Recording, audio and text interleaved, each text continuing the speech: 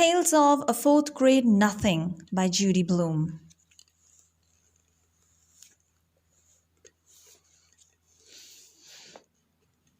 Chapter 8. The TV Star. Aunt Linda is my mother's sister. She lives in Boston. Last week, she had a baby girl. So now I have a new cousin. My mother decided to fly to Boston to see Aunt Linda and the new baby. I'll only be gone for the weekend, my mother told me. I was sitting on a bed, watching her pack. I know, I said. Daddy will take care of you and Fudge. I know, I said again. Are you sure you'll be all right? She asked me. Sure. Why not? Will you help Daddy with Fudge? Sure, Mom. Don't worry.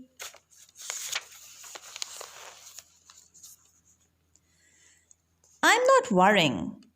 It's just that Daddy is so, he doesn't know much about taking care of children. Then she closed her suitcase. We'll be fine, Mom, I said. I was really looking forward to the weekend. My father doesn't care about keeping things neat. He never examines me to see if I'm clean, and he lets me stay up late all night. On Friday morning, all four of us rode down in the elevator to say goodbye to my mother. Henry looked at the suitcase. You going away, Mr. Hatcher? He asked. My mother answered. No, I am, Henry. My sister just had her first baby. I'm flying to Boston for the weekend to help out. New baby, Fudd said. Baby, baby, baby. Nobody paid any attention to him. Sometimes my brother just talks to hear the sound of his own voice. Have a nice visit, Mrs. Hatcher, Henry told my mother when we reached the lobby. Thank you, Henry, my mother said. Keep an eye on my family for me. Will do, Mrs. Hatcher, Henry said, giving my father a wink. Outside, my father hailed a taxi. He put the suitcase in first, then held the door for my mother. When she was settled in the cab, my father said, Don't worry about us. We'll be just fine. Just fine, Mommy, Fudge yelled. Bye, Mom. See you Sunday, I said. My mother blew us kisses. Then her cab drove away. My father sighed while Fudge jumped up and down calling, Bye, Mommy, bye, bye, bye. I had no school that day. The teachers were at a special meeting.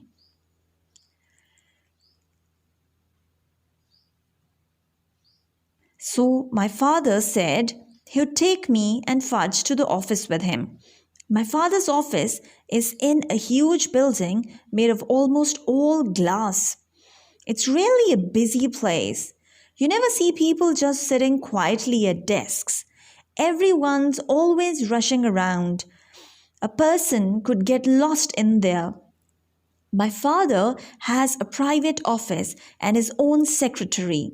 Her name is Janet, and she's very pretty. I especially like her hair. It's thick and black. She has the longest eyelashes I've ever seen.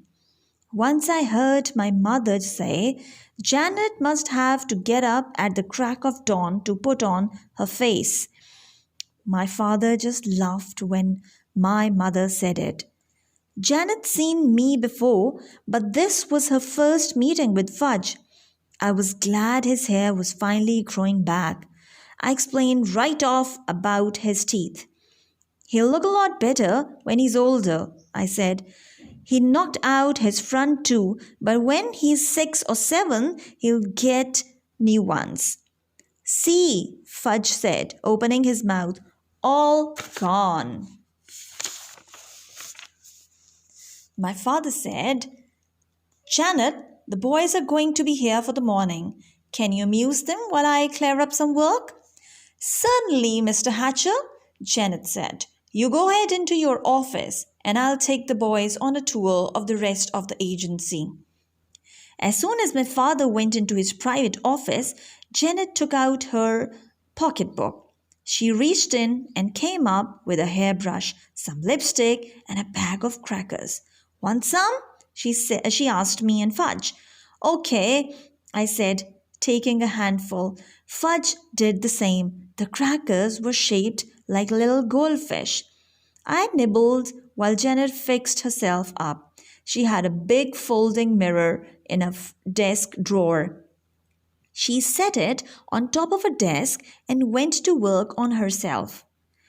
When she was finished, she looked exactly the same as when we came in. But I guess she didn't think so because she said, "That's much better." Then she put all her stuff away and took me by one hand and Fudge by the other. We walked down a long hall through a doorway and into another section of the agency. We came to a room where there were a bunch of kids with mothers. I guess there were at least 50 of them. Most of the kids were kind of small, like Fudge. Some were crying. "Is this a nursery school or what?" I asked Janet. She laughed. "They're here to try out for the new toddle bike commercial." "You mean they all want to be the kid who rides the toddle bike on TV?" "Yes, at least their mothers want them to be picked," Janet said. "But we can only use one." "You mean only one out of all these kids is going to be picked?" "That's right," Janet said. "Who picks him?" I asked. "Your father and Mr. Denberg are doing it. But of course Mr. Vincent, the president of the Toll Bike Company, has to approve." Just then, a door opened and a secretary came out. "Next," she called to the waiting kids. "My Murray's next," a mother said.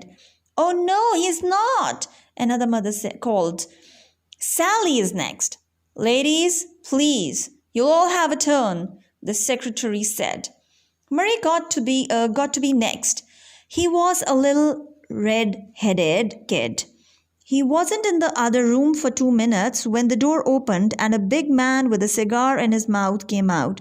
"No, no, no," he shouted. "He's not the type at all." Murray was crying.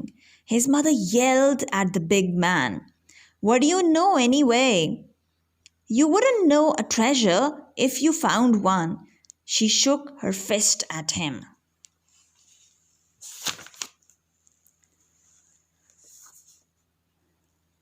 Janet whispered to me, "That's Mr. Vincent, the president of Toll Bike." Mr. Vincent walked to the center of the room. He looked around at all the kids. When he looked over at us, he pointed and called, "There he is! That's the kid I want." I thought he meant me. I got excited. I could just see myself on TV riding the toddle bike. All my friends would turn on their seats and say, "Hey, look, there's Peter." While I was thinking about what fun it would be, Mr. Vincent came over to us and grabbed Fudge. He lifted him up. "Perfect!" he cried. "He's perfect!" The mothers who were waiting packed up their kids and left right away. Mr. Vincent took off with Fudge in his arms. Janet chased him. She called, "But, Mr. Vincent, you don't understand." I ran after Janet. Mr. Vincent carried Fudge into another room. He announced, "I found him myself, the perfect kid to ride the tall bike in my new commercial."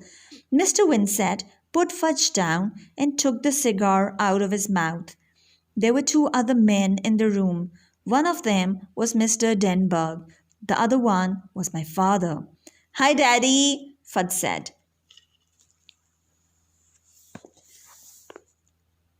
"George," my father told Mr. Vincent, "this is my son. He's no actor or model. He can't make your toddle bike commercial." "He doesn't have to be an actor or a model. He's perfect the way he is," Mr. Vincent insisted. Now, look, George, we want to make the best possible commercial for your company, but Fudge can't be the boy to ride the tall bike. Now you listen, Hatcher. Mr. Winsett raised his voice. I wondered why he called my father Hatcher, just like Mr. Yarby did. Mr. Winsett pointed to Fudge. Either that kid rides my tall bike or I take my account to another advertising agency. It's that simple. My father looked at Mr. Denberg. It's your decision, Warren. Mr. Denberg told my father, I don't want to be the one to tell you what to do. My father picked up Fudge and held him on his lap. Would you like to ride the tall bike, Fudge? It's just like the one you have at home. Why are you asking him? I said. What does he know about making commercials? My father acted like he'd forgotten I was even around. I'm thinking, Peter, he said. Please be quiet. Well, Hatcher, Mr. Winsett said. What'll it be? That kid of yours, or do I move to another agency? I remembered how my father lost the Juicy-O account because of Fudge. Now maybe he'd lose this one too. And I don't think he can afford that. Finally, my father said, All right, George, you can use him. On one condition, though. What's that, Hatcher? Mr. Winsett asked. The commercial has to be made this afternoon. After today, my son Fudge won't be available. That's fine with me, Hatcher, Mr. Winsett said. Is he going to get paid? I asked my father. I'll worry about that, Peter, my father said. That probably meant yes. He would be paid and have lots of money in the bank. I would have nothing, and someday I would have to borrow from him. No, wait a minute.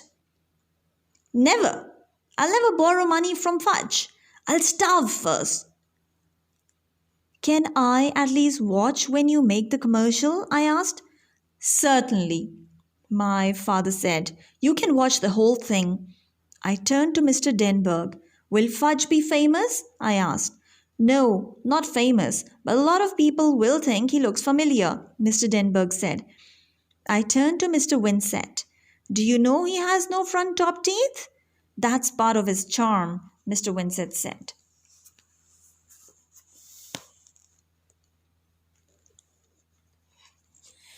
And he cut off all his hair 2 months ago.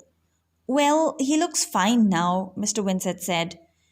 And he can't even talk in long sentences yet. I told everyone in the room. He doesn't have to say a word, Mr. Winsett told me. I couldn't think of any other reason why Mr. Winsett shouldn't use Fudge in his total bike commercial. It was settled. Soon Fudge would be a famous television star and I would be plain old Peter Hatcher, 4th grade nothing. Let's begin right after lunch, Mr. Denberg said. We should get it filmed in about 2 hours. While my father and Mr. Denberg worked out all the arrangements, I asked Janet where the men's room was. She walked me to it. I told her thank you and that she didn't have to wait. I'd find my own way back. When I was safely inside, I looked at myself in the mirror. I wish Fudge had never been born, I thought. Everything good always happens to him. If he had to be born, I wish he could be 9 or 10, like me. Then Mr. Winsett wouldn't want him to be the one to ride the tall bike in his commercial. Janet sent down to the coffee shop for some sandwiches and drinks. After we ate, we all walked to another section of the agency where the cameras were set up. A make-believe street scene was the background. The total bike was shiny red. My father told Fudge all he had to do was ride it around. Fudge liked that. He zoomed all over the place. Room, room, room, he called. My father Mr. Winsett and Janet sat on folding chairs and watched the action. I sat on the floor at my father's side. Mr. Denberg was the director. He said, "Okay, Fudge, we're ready to begin now. You ride the toddler bike where I tell you, and I'll take a picture of you doing it, right?" "No," Fudge said. "What does he mean, Hatcher?" Mr. Winsett asked. "Why did he say no?" My father groaned. "Look, George, using Fudge was your idea, not mine." Mr. Denberg tried again. "Okay, Fudge, this is it." The cameraman said, "Start riding this way. Ready, set, go." Fudge sat there on the toddler bike, but he wouldn't pedal. "Come on, kid, let's go," the cameraman called. "No, don't want to," Fudge answered. "What's with this kid, Mr. Hatcher?" the cameraman asked. "Fudge," my father said, "do what the nice man tells you to." "No, don't have to," Janet whispered to my father. "How about some cookies, Mr. Hatcher?" "Good idea, Janet," my father told her. "I have some Oreos right here," she said, patting her pocketbook. "Shall I give them to him?" "One at a time," my father said. Janet walked across the room to Fudge. He was still sitting on the toddle bike. "If you do what the nice man says, you can have a cookie," Janet told him. "Show me," Fudge said. Janet held up a box of Oreos. She was really well prepared, I thought. She must eat all day long. What with the crackers shaped like goldfish and a whole box of Oreos too. I wondered what else she had in that pocketbook. "Give me," Fudge said. Janet held up one cookie. Fudge reached for it, but Janet didn't let him get it. "If you do what the nice man says, you can have an Oreo. Maybe even 2 or 3 Oreos." "First cookie," Fudge said. "First do what the nice man says," Janet told him. "No, first cookie." "Give him one, Janet," Mr. Denberg called. "We haven't got all day to fool around." Janet gave Fudge one Oreo. He ate it up. "Okay, kid. All ready now?" the cameraman said. "You ride over to me." Fudge didn't do it. Mr. Winsett was losing his patience. "Hatcher," he hollered, "you get that son of yours to ride my tall bike, or I am taking my whole account away from you and your agency." "Must I remind you, George, using Fudge was your idea, not mine," my father said. "Forget about whose idea it was, Hatcher. He's your kid. You better get through to him. Now." "I have an idea," my father said. He walked to a corner of the room and beckoned to the others. Mr. Denberg and Mr. Winsett gathered around him, along with the cameraman and Janet. They looked like a bunch of football players huddled together, talking about the next play. Soon, my father called me. "Peter, would you join us, please?" "Sure, Dad," I said. "What is it?"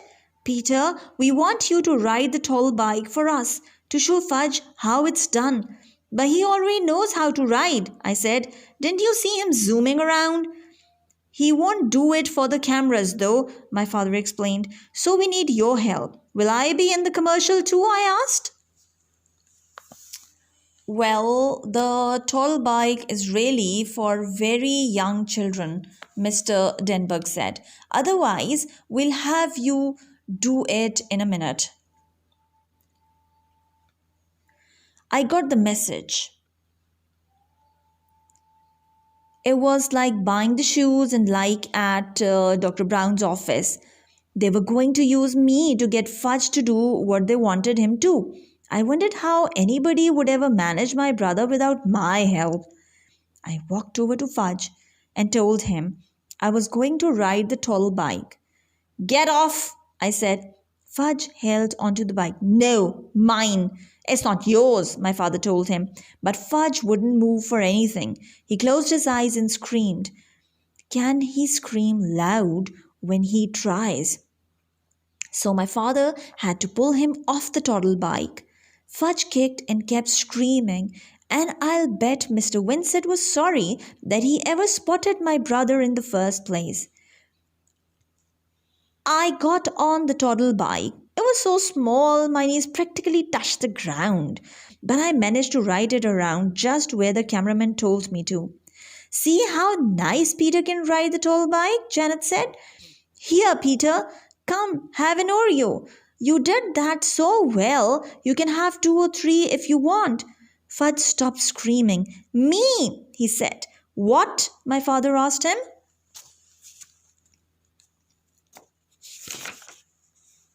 Me, ride, me. You can't ride as well as Peter can, Mr. Denberg said. Can so, Fudge told him. I don't think so, Mr. Denberg said. You already had a turn. You didn't do what I told you to. Me. You want to try again? My father asked. Again, Fudge said. Again, again, again. Well, I don't know, Mr. Denbeck said. Well, Mr. Winsett said, chewing on a cigar. Well, the cameraman said, scratching his head. Please, Fudge begged. I never heard my brother say please before. Mr. Denberg said, okay, we'll give you one more chance. Fudge ran to the tall bike. I got off and he jumped on. Now? He asked Mr. Denberg. Now, Mr. Denberg said, right this way, Fudge. Over here, toward me. Fudge did as he was told. Just like Peter, he said. See, just like Peter. Janet gave me a kiss on my cheek. You saved the day, Mr. Peter Hatcher, she said. When she wasn't looking, I wiped off my face. Her kiss was too juicy.